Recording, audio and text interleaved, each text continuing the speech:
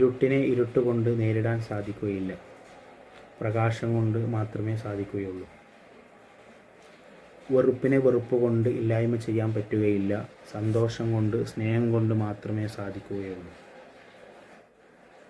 നമ്മൾ നടക്കുന്ന ഇടങ്ങളിൽ കല്ലും മുള്ളും നിറഞ്ഞതാണെങ്കിൽ, നടക്കാൻ ബുദ്ധിമുട്ടാണെങ്കിലും കാലിൽ നല്ലൊരു ഷൂ ഉണ്ടെങ്കിൽ നമുക്ക് നടക്കാൻ സാധിക്കും. അതുപോലെ ക്ഷമിക്കാനും മറക്കാനും പറ്റുന്ന നല്ലൊരു മനസ്സുണ്ട് എങ്കിൽ നമുക്ക് പ്രശ്നങ്ങളെ അതിജയിക്കാനും സന്തോഷത്തോടെ ജീവിക്കാനും സാധിക്കും.